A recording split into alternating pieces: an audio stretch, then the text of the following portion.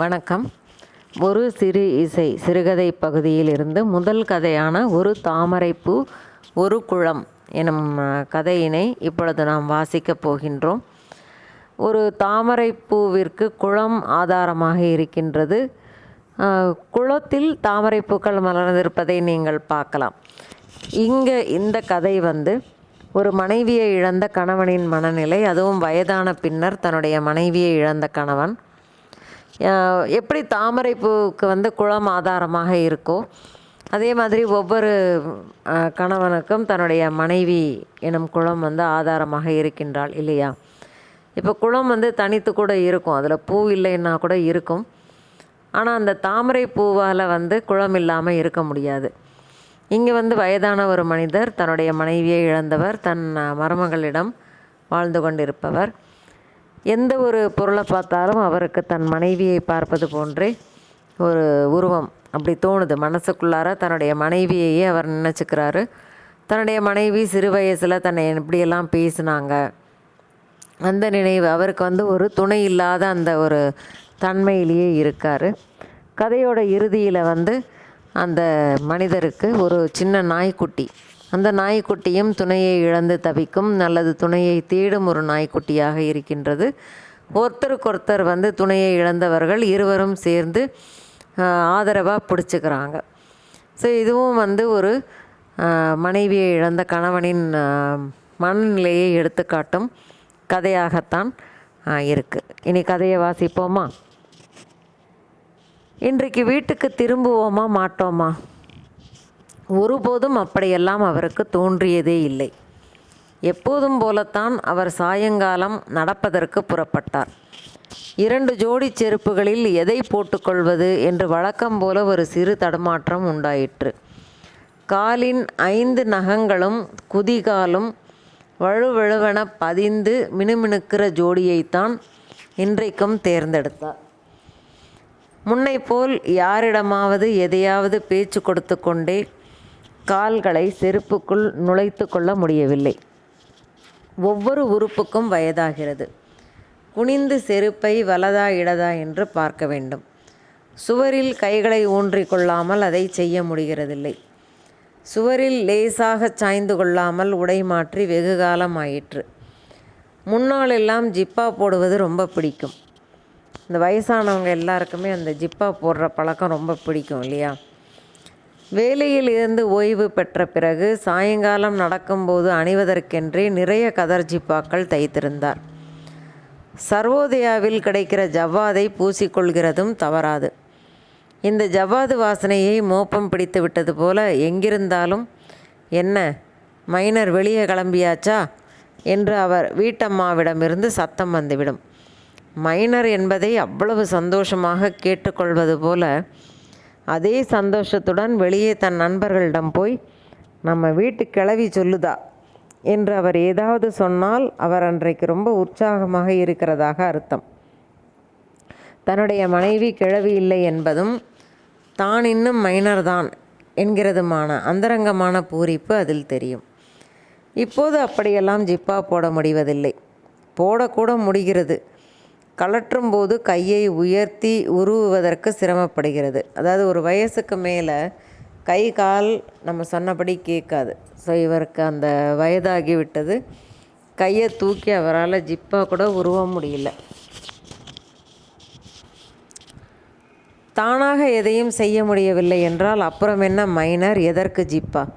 இப்போது ஜிப்பாவும் கிடையாது. என்ன மைனர் வெளியில் கிளம்பியாச்சா என்ற சத்தமும் கிடையாது. மகராசி போய் சேர்ந்து விட்டாள். இந்த தை வந்தால் 6 முடிந்து 7 வருஷம் ஆகிறது. சின்ன மகன் குருசாமி வீட்டோடு 3 வருஷத்துக்கு மேல் இருக்கும்.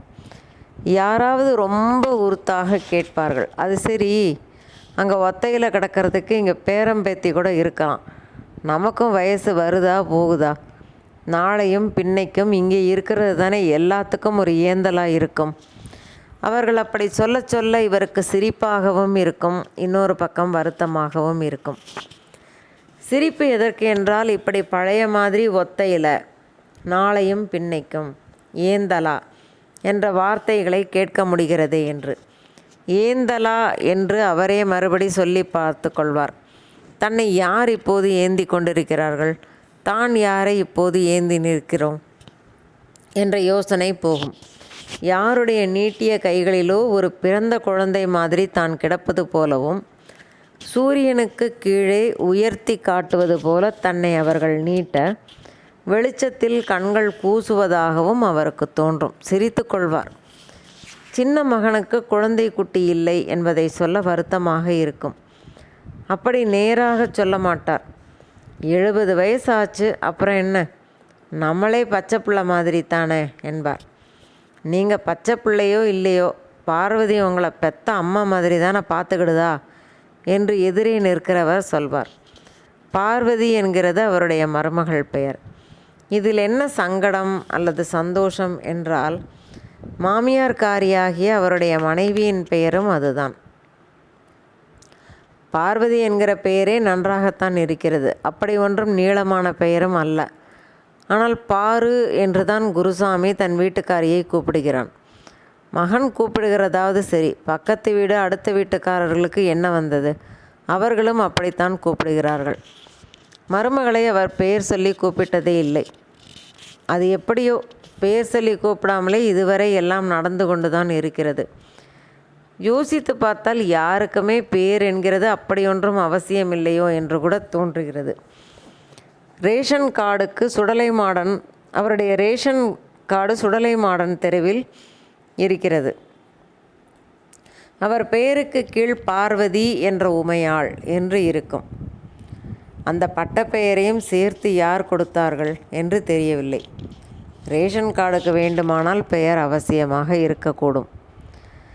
சமயத்தில் இப்படித்தான் பழசு புதுசு எல்லாம் சம்பந்தம் இல்லாமல் ஞாபகம் வருகிறது. வயது ஆக ஆக பழசெல்லாம் புதுசு ஆகிவிடும் போல இருக்கிறது. புதுசெல்லாம் பழையதாகையில் பழையது புதியது ஆகக்கூடாதா? ஆகிறது.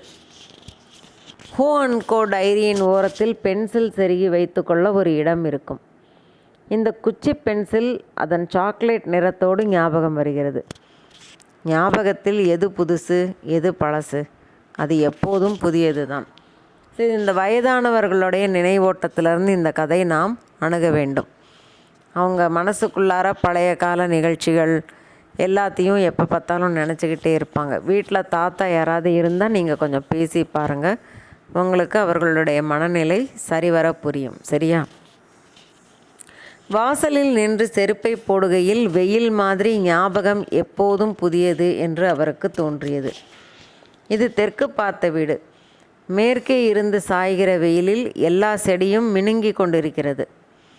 வெறும் வெயில் மினுக்கம் மட்டும் இல்லை, ரப்பர் குழாயிலிருந்து பீச்சுகிற தண்ணீரின் கணத்தில் அமுங்கி விடுபடுகிற இலைகளின் மேல் விழுகிற பளபளப்பு. இது ஒவ்வொரு கருக்களிலும் நடக்கிறது தான். குருசாமி வீட்டுக்காரிக்கு செடி கொடின்னா உசுறு. வெளியில் இருந்து ஃபோன் போட்டாலும் அது வாடாமல் இருக்கா, இதற்கு தண்ணி விட்டீங்களா, மார்ட்டின் மல்லி மொட்டு விட்டுட்டுதா என்று தான் முக்கால்வாசி பேச்சு இருக்கும். அவனை கூட சாப்பிட்டீங்களா தூங்குனீங்களான்னு கேட்கறது அப்புறம்தான் என்று அவரே மற்றவர்களிடம் சொல்வார். சொல்வதற்கு காரணம் உண்டு. மருமகள் ஊரில் இல்லாத நேரத்தில் தண்ணீர் ஊற்ற வேண்டியது அவருடைய பொறுப்பு. அதென்ன மார்ட்டின் மல்லி என்று முதலில் அவருக்கு புரியவில்லை.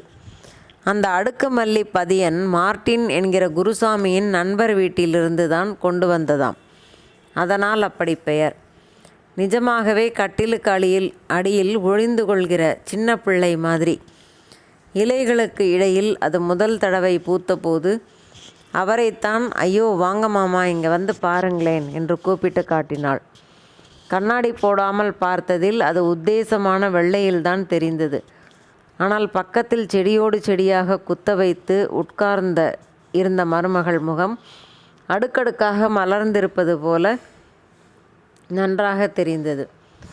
இந்த குருசாமி கண்ணாடி முன்னால் முகச்சவரம் செய்து கொண்டு இருந்தால்தான் என்ன? ஒரு 2 நிமிஷம் வந்து இதை எட்டி பார்த்தால் ஆகாதா? பூவை பார்க்காவிட்டாலும் இவளை பார்க்கலாம் இல்லையா? என்ன பிள்ளைகள்! அவர் வெளியே புறப்பட்டு விட்டது தெரிந்ததும் ரப்பர் குழாயை தரையோடு தரையாக கீழே வைத்துவிட்டு இரும்பு கதவை அகலமாக மருமகள் திறந்தாள். இருக்கட்டும் என்றபடி கேட்டை மறுபடி மூடினார்.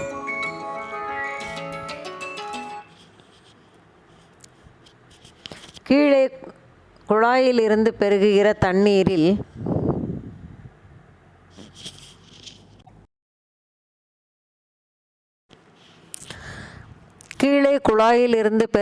தண்ணீரில் ஒரு தவிட்டுக்குருவி அலகை சாய்த்து குடித்து கொண்டிருந்தது. அது 7 கடல் 7 மலை தாண்டி தாகத்தோடு பறந்து வந்திருப்பது போலவும், இந்த தண்ணீரை அது குடித்திருக்காவிட்டால் அதன் சிறகுகளுக்குள் பத்திரப்படுத்தியிருக்கிற மொத்த வானத்தையும் எறும்பு அரிக்க கொடுத்துவிட்டு அந்த இடத்திலேயே அது குப்புற விழுந்துவிடும் என்று தோன்றியது. என்ன மாமா, எதையாவது மறந்து விட்டீங்களா என்று வளையல் ஈரத்தை சேலை நுனியால் துடைத்து கொண்டே கேட்பதற்கு கூட அவருக்கு எதுவும் சொல்ல முடியவில்லை. உடம்புக்கு என்னமாவது செய்யுதா என்று மறுபடி கேள்வி வரும்போதும் அவர் தண்ணீர் குடிக்கிற குருவியையே பார்த்து கொண்டிருந்தார். அது இப்போது தண்ணீரின் கம்பளத்தில் புரள்வது போல 2-3 முறை அதன் கால்களை மல்லாக்க நிறுத்தி சிறகுகளை படபடவென்று அடித்து கொண்டது. செருகி வைக்கப்பட்ட சிறகின் விசிறி மடிப்புக்குள்ளிருந்து தண்ணீரை அது திவலைகளாக உதிரிக்கொள்வதில் எந்த துக்கமும் இல்லை. ஒரு வகை ஆனந்தத்தில்தான் அது இருந்திருக்க வேண்டும். சின்ன அந்த தண்ணி குடிக்கிற அந்த குருவியை கூட நல்ல பதிவு செஞ்சுருக்கார் ஆசிரியர். அவருக்கு அது என்னவோ மிக பெரும் வாதையில் தரையில் துடிப்பது போல இருந்தது. முதல் அது வெளிவந்த முட்டை ஓட்டின் சிதறல்களை மண்ணில் இருந்து பொறுக்கி எடுத்து மீண்டும் முட்டைக்குள் புகுந்துவிட தவிக்கின்ற பெரும் ஒற்றை பிரயாசை அது என்று தோன்றிற்று. கடைசி நிமிட வலியுடன் அவருடைய உள்ளங்கையில் திரும்ப வட்டமிடுவது போலவும் சுரண்டுவது போலவும் சுழன்று கொண்டே இருந்து ஓய்ந்த அவருடைய கிழவியின் விரல்களன்றி அந்த சிறகுகள் வேறில்லை என்று பதைத்தது. பொதுவாக வந்துடுதேன் என்று யார் முகத்தையும் பாராமல் வெளியே போகும்போது அவர் சொல்லி கொண்டு போவார். ஆதியிலிருந்தே அப்படி மட்டுமே சொல்லி அவருக்கு பழகிவிட்டது. இங்கே போகிறேன், இவ்வளவு நேரத்துக்கு வருவேன் என்று உறுதியாக ஒருபோதும் அவர் சொல்கிறதில்லை. வெறுமனே வந்து விடுகிறேன் என்பது மட்டும்தான். இன்றைக்கு அவரால் அதை சொல்ல முடியவில்லை. வீட்டுக்கு திரும்பி வருவோமா என்று தோன்றிவிட்டது. கிட்டத்தட்ட வரமாட்டோம் என்று கூட அவர் நினைக்க ஆரம்பித்து விட்டார். ஒரு குருவிக்கே இப்படி என்றால் மனுஷனுக்கு எம்மாத்திரம்? பறவையை விட மனுஷன் எந்த விதத்தில் உசத்தி? இந்த 2 கை இருந்து என்ன பிரயோஜனம்? இந்த பக்கமும் அந்த பக்கமும் தோளிலிருந்து தூங்கினால் ஆயிற்றா? ரெக்கை மாதிரி வருமா? ஒரு எவ்வி இப்படி உச்சி வரை போக முடியுமா? கீழே என்ன இருக்கு என்ற கவலை இல்லாமல் தன்னந்தனியாக மேலே பறந்துகிட்டே இருக்க லாயக்கு உண்டா? அவர் பார்க்கும்போதே, அவர் கதவை சாத்தும் போது உண்டான சத்தத்தில் அந்த குருவி பறந்தது. அந்தரத்தில் இருந்து வந்து அந்தரத்துக்குள் புகுந்து போய்விட்ட மாதிரி. ஒரு நொடி அதன் வேகமான மறைவில் கண்ணை கட்டி கொண்டு வந்தது. சரி, இப்போது போவோம், வருகிறதை பற்றி அப்புறம் பார்த்து கொள்ளலாம் என்று ஒரு தெளிவான முடிவு செய்ய முடிந்ததில் அவர் சந்தோஷப்பட்டார். மேலும் வருவது என்பது கூட ஒரு வகையில் எங்கோ எதற்கோ போவது தானே என்று ஒரு புதிய கணக்கும் விடையும் பிடிபட்டது. எதிரே இருக்கிற எருக்கலம் செடிகளின் மேல் ஒரு பட்டாம்பூச்சி பறந்து கொண்டிருந்தது. தன்னுடைய சின்ன வயதில் தண்டவாளங்களுக்கு பக்கத்தில் பார்த்த அதே பட்டாம்பூச்சி தான் இப்போது தனக்கு முன்னே பறப்பதும் என்று அவர் மனப்பூர்வமாக நம்பினார். அந்த எருக்கலம் பூக்களைப் போல இந்த சாயங்காலம் கருநீலமாக இருக்கிறது என்று நினைத்தார். அந்த வாக்கியத்தை ஆங்கிலத்தில் மொழிபெயர்த்து முழுவதுமாக சொல்லி பார்த்தார். தான் தினந்தோறும் இத்தனை காலமும் வாசித்து வருகிற ஆங்கில தினசரியின் ஞாயிற்றுக்கிழமை இணைப்புக்கு ஒரு கட்டுரையை அந்த முதல் வரியுடன் எழுதி அனுப்ப வேண்டும் என்று மிக உடனடியாக அவர் ஆசைப்பட்டார். அவருடைய கட்டுரை பிரசுரமாகும் அதே பக்கத்தில் தண்டபாணி தேசிகரின் படம் ஒன்று வெளியாகி இருப்பதாகவும், என்ன கவி பாடினாலும் முந்தன் மனம் இறங்கவில்லை என்ற அடர்த்தியான குரல் இப்போது நடக்கிற அவருடைய பாதையில் நிரம்புவது போலவும் அவர் தன்னைத்தானே ஒரு சங்கிலியின் தொடர்ந்த கண்ணிகளில் கோர்த்து கொண்டார். ஸோ இது முழுக்க முழுக்க அந்த தாத்தாவுடைய இப்போதைய நினைவு, பழைய நினைவு மாற்றி மாற்றி அவர் நினச்சிக்கிட்டே போகிறாரு. ஸோ தண்டபாணி தேசிகர்ன்றவர் அந்த காலத்தில் பாடினவர். ஸோ என்ன கவி பாடினாலும் முந்தன் மனம் இறங்கவில்லை அப்படிங்கிறத அவர் பாடின ஒரு பாடல். அதை அவர் இமேஜின் பண்ணிக்கிட்டே போகிறாரு. கட்டுமானம் நடந்து கொண்டிருக்கிற ஒரு புதிய அப்பார்ட்மெண்ட் கட்டடத்தின் உச்சித்தளத்தில் வேலை செய்கிறவர்கள் பரபரப்பாக நகர்ந்து கொண்டிருந்தார்கள். கான்கிரீட் போடும் தினத்திற்கும் இப்படி வெளிச்சம் குறைந்து கொண்டிருக்கும் மாலை நேரத்திற்கும் இந்த உரத்து கேட்கும் குரல்களுக்கும் எப்போதுமே ஒரு பொருத்தம் இருப்பது எப்படி என ஆச்சரியப்பட்டார். கொஞ்ச நேரம் அது என்ன திசை என்ற அனுமானத்தில் அவர் நடை இருந்தது.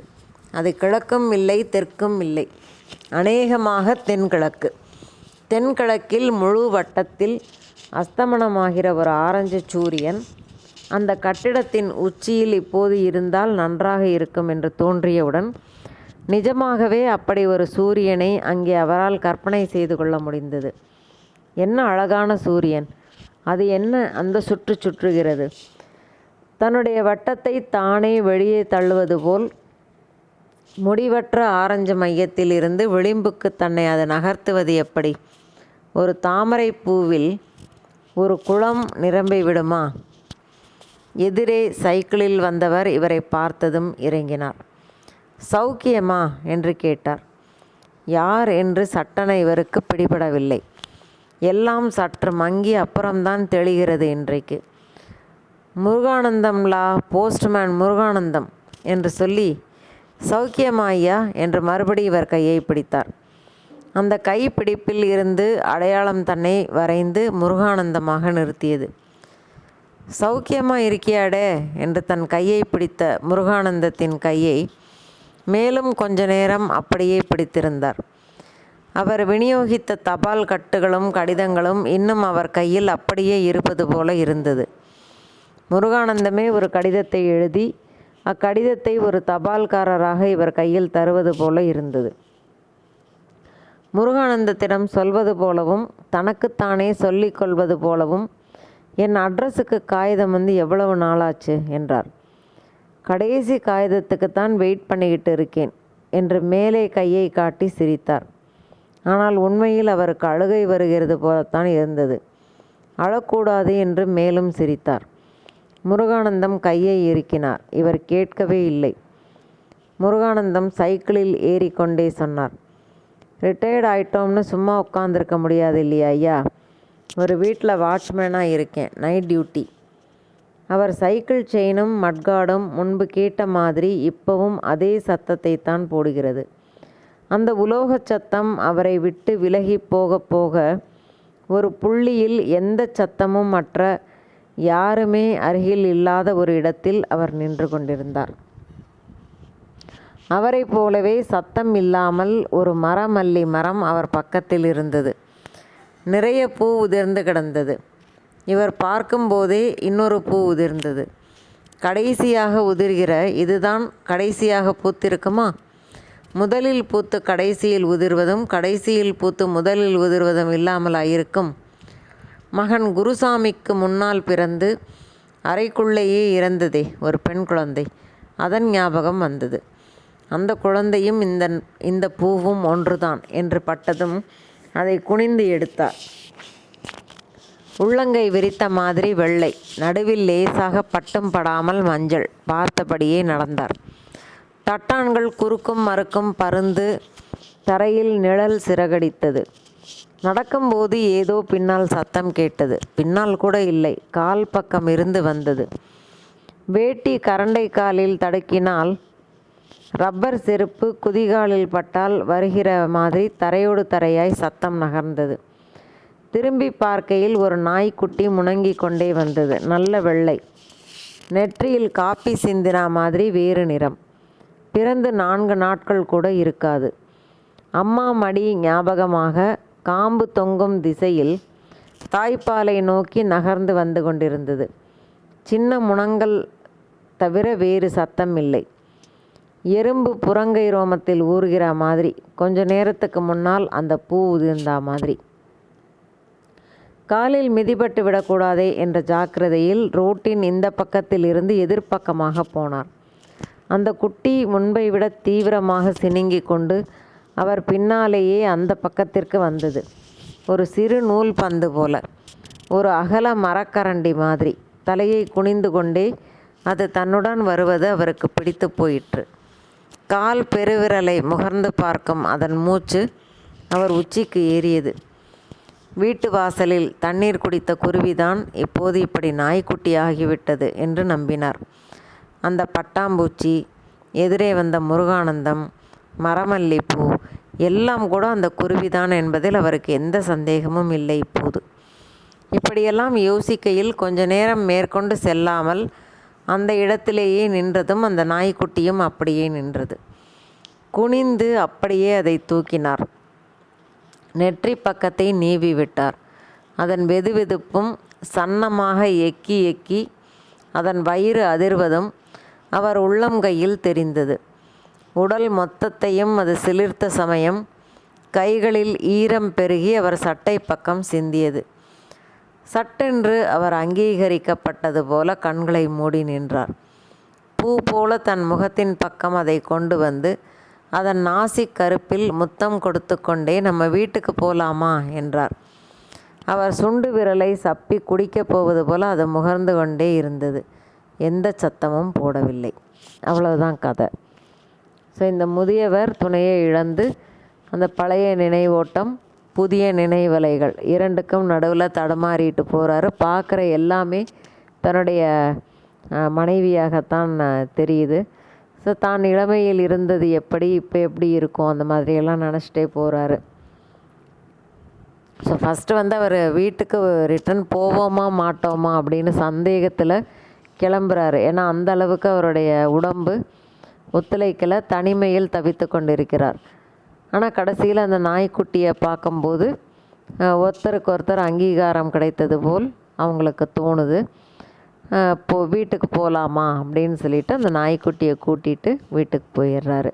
அவ்வளவுதான் கதை. நன்றி.